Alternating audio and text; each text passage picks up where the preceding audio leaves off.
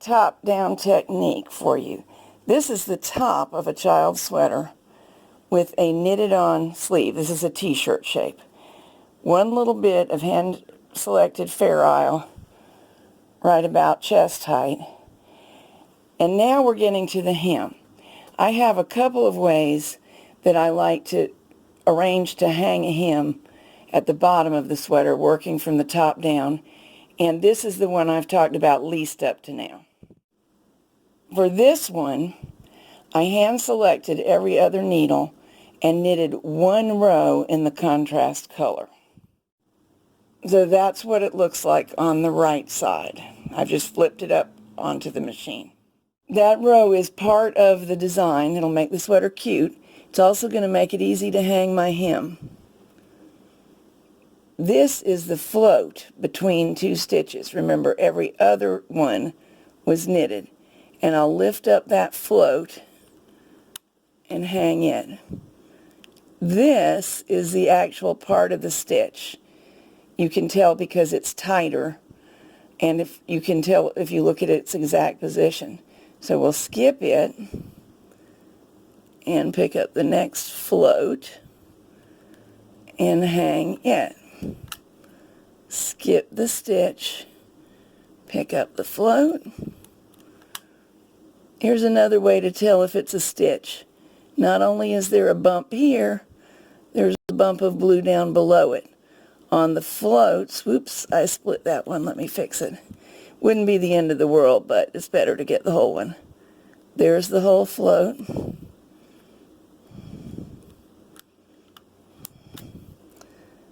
Bump, bump, that must be a real stitch. Float, single strand and looser. Pick it up. We'll work that way across. The carriage was on the right, and I wanted it on the left because it's going to be easier for me to bind off with the transfer method from the left. So all I did is pull my needles all the way forward, set the carriage on end so I could knit back from hold, and knitted one more row. It does not matter if you knit this row or not. It won't show on the outside. It's just to make it convenient for you. So I could have already begun binding off from the right hand edge when the working yarn was over here. But now, because I prefer to do so from the left hand edge, I've brought the working yarn over here. So I'll just take every stitch,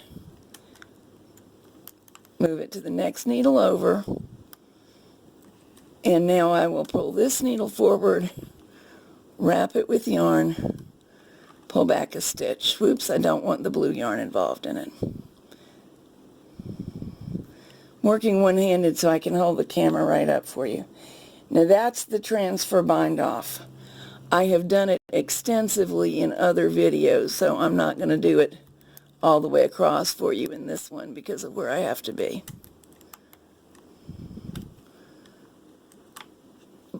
But this is really all there is to it. Manually stitching across. That one was a little loose, did you see? But I was able to tighten up with a simple pull on the yarn tail. I've cast on a little piece of knitting, so I'll have an easier time showing you the process. I'm going to set the carriage to hold those needles that are in forward position, and then I'm going to bring every other one forward manually. Now I've already threaded the carriage with color 2, which is our blue. So we'll knit across, and it will only knit half of the needles, the ones that are in normal working position. And it did so. Now I need the carriage back on the right in order to resume knitting with the pink yarn. So I'll unthread the blue, and I'm going to go off camera to finish getting that off and out of the way. Blue is free. There's my trimmed end.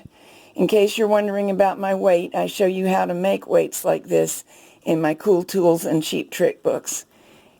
Now, I want to get back over here to this. No need to get fancy. This carriage just comes off and snaps back on. I've got my pink yarn ready to come back, so I'll thread that. I don't have to manually push these needles back on this machine. On some you might, but I can just flip this one to end and knit the rest of my rows, which is all the hem rows. And typically I knit the first one at the main size, maybe the second one, and then I start decreasing stitch size a little bit.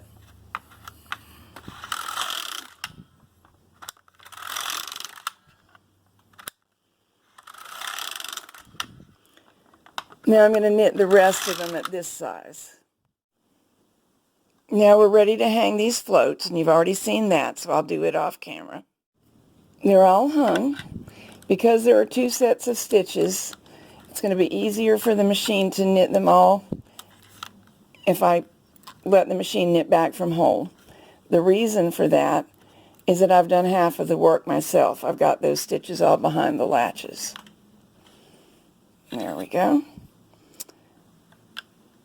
We are indeed set on in. Now, as I mentioned, if I wanted to, I could bind off straight from here, but I prefer to knit one row and get my working yarn to the other side. Now it's there, and I can commence the bind off. Quick review of the bind off. Got 2 stitches on here. I'm going to use the pink yarn to bind off. Manually create a stitch. Move the new stitch over and repeat.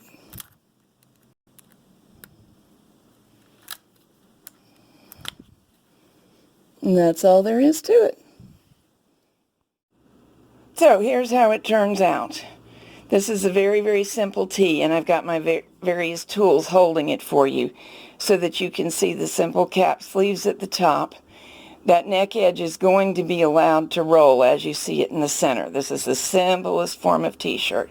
But what we're focusing on now is how it comes out to knit that one Fairisle row and use it to mark and hang the hem. There's the underside. And you can see it does a neat job. It adds a little design feature. And having knitted that extra row on every other needle does not do anything negative to the shape of the pattern.